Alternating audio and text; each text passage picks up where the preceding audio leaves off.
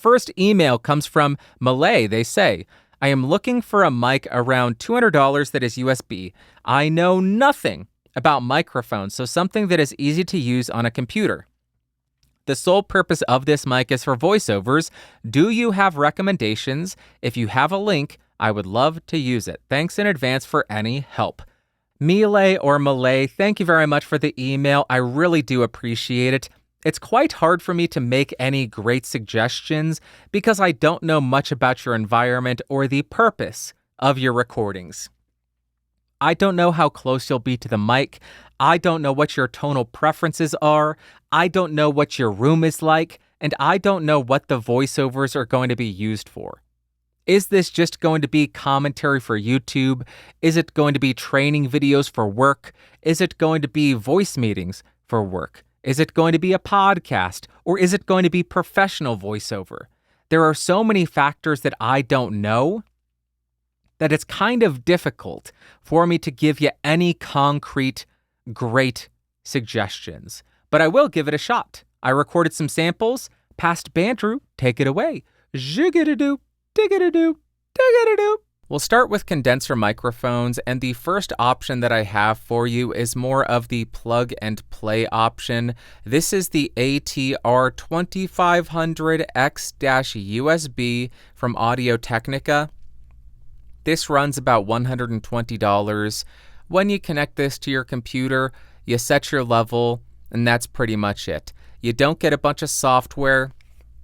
You don't get a bunch of additional functionality.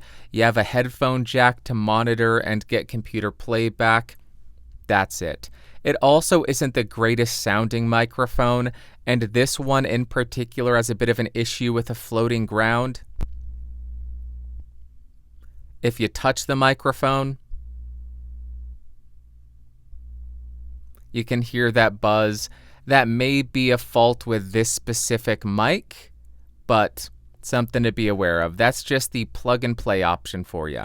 The second recommendation that I have for you is the Rode NT USB Plus. This is kind of the intermediate step between the prior plug and play microphone and the more complicated microphone that I'll discuss in a second. This can function as a basic plug and play mic. But if you download Rode software, you have the ability to engage a high-pass filter at 75 or 150 hertz. You have a noise gate plugin. You have a compressor plugin. You have the Aural exciter. Listen to that top end. Crispy, crispy, crispy. You have the big bottom. Ooh, ah, ooh, ah, ah. What? I don't know what that was. But it gives you a little bit of additional functionality, but it's not super granular, not super complicated, and to my ears, this sounds quite a bit better than the Audio-Technica. So for about $50, $60 more, you're getting a bit of additional functionality and a better sound, but you're going to have to weigh if that is worth it for you for your applications. And the final condenser microphone that I'm recommending is the Elgato Wave 3. This is around $150, so $20 less than the NT USB Plus. And as far as the sound out of the box, I don't think it sounds as good as the Rode NT USB.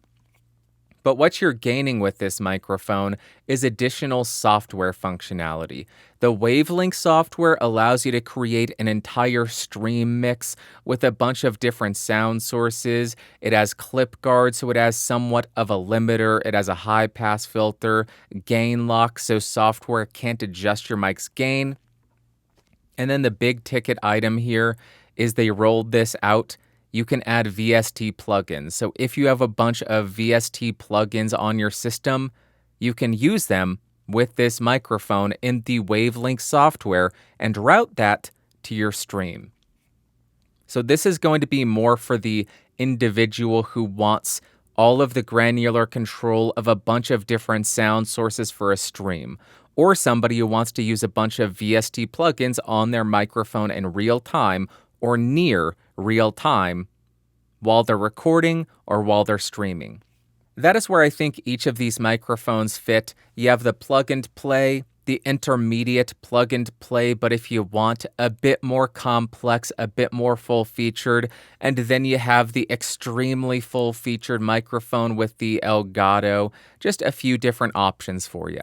Now, as far as USB dynamic microphone recommendations, the first one that I have for you is the Samson Q2U. This goes for between $60 and $70, so well within your budget. This is XLR and USB. It is a bit outdated. I think this came out 2015, maybe 2014 or 13. It is quite old, limited to 16-bit, 48 kilohertz. But as far as the sound, pretty decent. There's a reason the Q2U cult exists, because for the price, yes, it used to be cheaper, 40, 50 bucks, but for the price, you're getting a pretty respectable sound. You don't have any kind of software, so you get no functionality that way. It is strictly plug and play, connect it, set your level, that's what you're getting. I haven't used the Rode PodMic USB enough to recommend it, but in my brief comparison to the AT2040 USB, I thought it sounded quite promising. It's $200, so right at the edge of your budget, and it gives you a lot of software functionality if that is important to you. So I just wanted to mention that. I haven't used it enough to recommend it. I don't know how it sounds long term, but just mentioning that because I'm sure somebody would say, hey, what about the Rode PodMic USB? That's why it is not actually recommended here. And the second dynamic mic that I'm recommending is the Shure MV7. This is another XLR and USB dynamic microphone. It costs about $250 currently, so it's $50 above the price point that you outlined. But what you're getting with this over the Q2U is, to my ears, a better sound, but more importantly, a lot more functionality via software.